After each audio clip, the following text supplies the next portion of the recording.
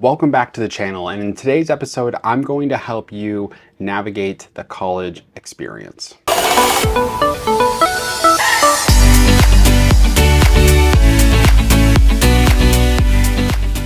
When you think about what it takes to be a successful college student, it really stems from one thing, and that's passing your classes and getting a degree. At the end of the day, when you go to college, there's a lot of great benefits, like sporting events and getting involved on campus and joining an organization and meeting people and networking and career fairs and all the various fun, entertaining events that you can attend. And of course, the college life and the college atmosphere and the aura of college, if you will. But at the end of the day, we all go to college. If you go to college, we go for one major reason, one goal at the end of the day, and that is to get a degree. You need a piece of paper with your name on it that says you are quote unquote qualified to work at said industry. And you have to go through the process of passing all these various classes. And so in order to be a successful college student, you need to pass your classes. That's where it starts.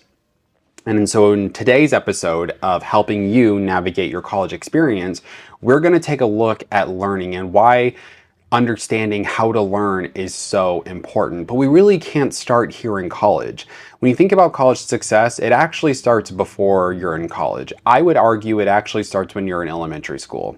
When I was in elementary school, I was labeled as an IEP student, and that stands for Individualized Education Plan. Pretty much means that I wasn't quite there mentally as a student, and I was sort of struggling in writing and reading and spelling. Therefore, I had to meet with two other teachers pretty much every day. We called it speech class, and I had to meet with them and practice my reading comprehension, my writing, and spelling because I wasn't quite proficient in those areas, at least when I was in elementary school. And when I think back on it, and I think back on my elementary school experience, and you might be able to attest to this in your experience when you were in elementary school, but there was never really a class called How to Learn. And when we were kids in school, we didn't really understand what it meant to actually learn. We were just told things. But over time, we were taught how to read and how to write and how to spell and how to do math, and that was just based on exposure. However, I think one of the major concerns in the education system is that we weren't really ever taught how to learn. And all learning, no matter what way you look at it, all learning is memory. If you improve your memory, you will be able to learn. Now, some of you may already have this notion or belief that you are not good at memory. That memory is not something that you're good at. You're really bad at remembering things.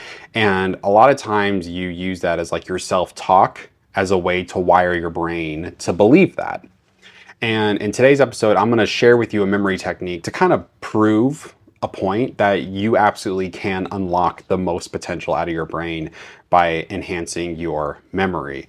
And the thing that I want you to know is that if you are someone who says that you don't have a good memory, if that's your self-talk, I want you to change the narrative to saying that I do not have a good memory yet. You want to open up your brain to the potential that you can improve and actually improve your memory and have a great memory, because we all can. And that the thing with memory training and improving your memory is that memory training is not a spectator sport. So you're going to have to put in some work. It's similar to reading, similar to note taking, these things that you're going to need to know and master while you're in college. This is also going to be one of them. Because again, the problem is with memory training and studying, because if I ask you today, how do you study? And a lot of times people say, well, I just say the word, say you're trying to study for an exam and you're like, well, repetition. And repetition, and you like say it out loud, or perhaps you write down the definition of a word and you write it down 5 times. Like that's how you practice memory. Well, I can share with you techniques that are not only faster significantly, but they're actually more enjoyable.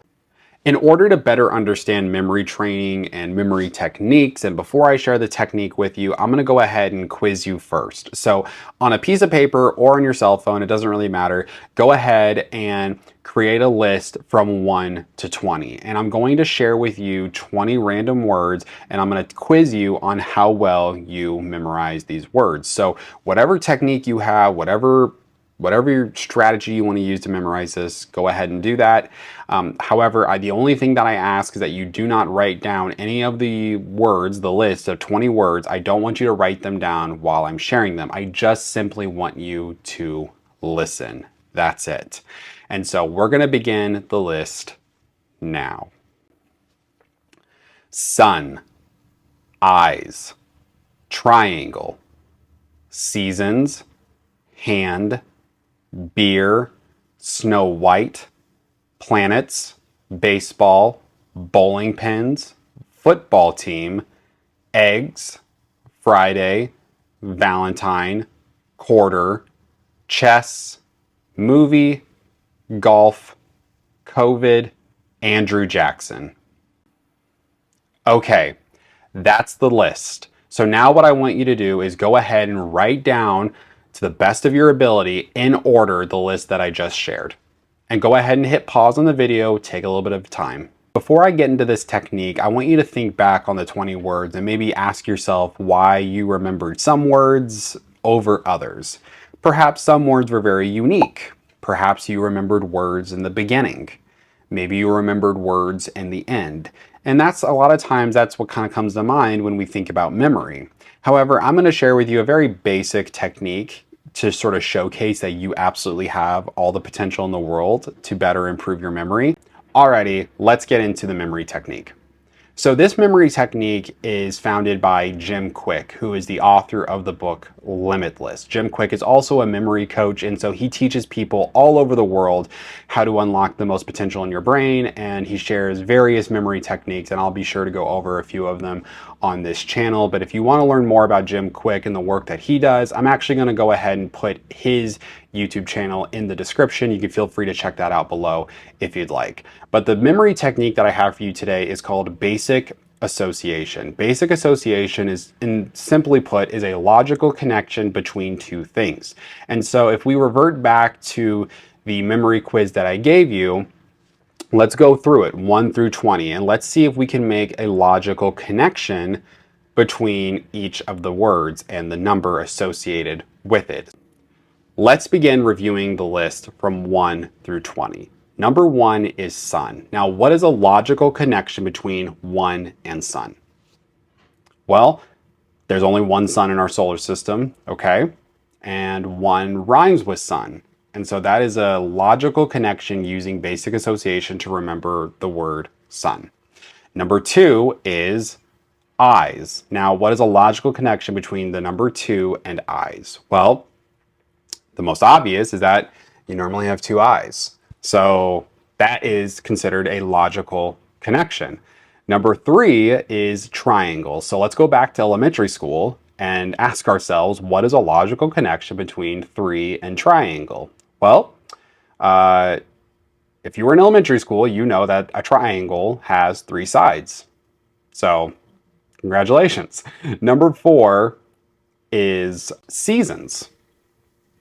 What is a logical connection between 4 and seasons? Well, 4 seasons is usually the name of an apartment, and so there's that. But more importantly, seasons is the seasons that we have all year round, right? We're currently in fall, then it's going to be winter, and then spring and summer. So 4 seasons.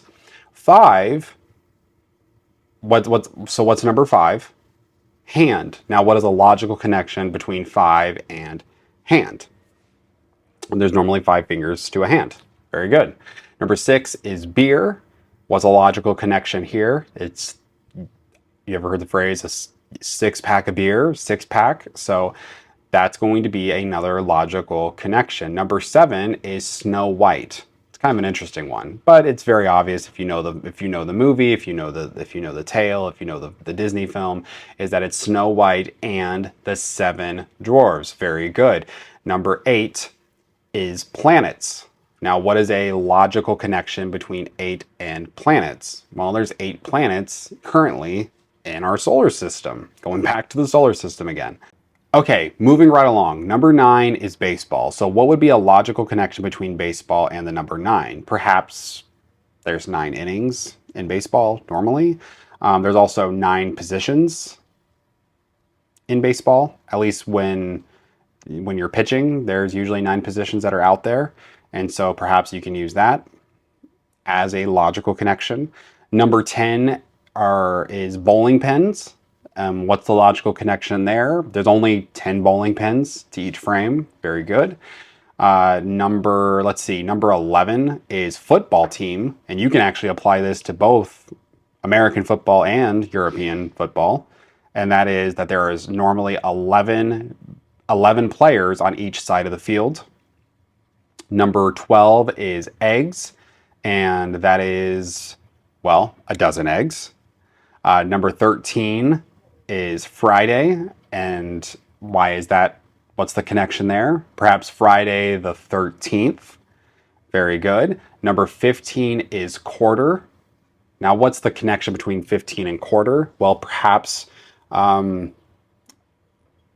quarter can represent 15 minutes in an hour. Oh, it's a 3:15. Have you ever heard that phrase before? It usually represents 15 minutes within the hour. Let's see. Number 16 is chess. Number 16 is chess. And why? What's the logical connection there? Is that there's normally 16 pieces to a chessboard. Very good. Number 17 is movie. And the logical connection there is, well, there might be a movie with the number 17. And yep, there is. 17 again, starring Zac Efron and Matthew Perry. Rest in peace. Number 18 is, oh geez, I'm not gonna, wait, what's 18? I can't even remember. Anyways, number 18 is golf. And that is because normally there is 18 holes to a golf course, normally. Number 19 is COVID, and the logical connection there is not a very fortunate one, but it reminds me of COVID-19, so that's why that's the connection there. And then finally, the last word for number 20 is Andrew Jackson, and Andrew Jackson, of course, represents the president. He's the 7th president, but more importantly, he is on the $20 American bill. And so that is the list 1 through 20. Now, this is what I want you to do. I want you to do this quiz again. I want to go ahead and give you a little bit of time to take the quiz again. And I want to see, all I care about is that did you improve from the first time that you took the quiz? So I'm going to give you some time right now. Go ahead and hit pause if you'd like, and go ahead and write down the 1 through 20, the Brink list, if you will, and go ahead and write that down right now. How'd you do? Well, hopefully you did an incredible job the second time on the Brink list. And the best part is that you can create your list of your own. You can also expand upon this list as well. You can say for 21, alcohol, 22, Taylor Swift, I don't know, you get 23, Michael Jordan. I mean, there's a lot of ways that you can even further extend the list if you really wanted to. And that's the beauty of memory, is that there's ways that you can use techniques in order to allow for the memory process and the memory training to go so much faster and to be much more enjoyable as well. So comment down below, how well did you do from the first time you did the Brink list to the second time? I want to see how well you improved. I want you to comment that down below. Also, feel free to leave a like, subscribe if you'd like. And again, my name is Jordan, and I'm going to be your college guide to helping you succeed academically and professionally in your college journey. So thank you so much for watching. Have a wonderful day, and I'll see you on the next episode. Peace.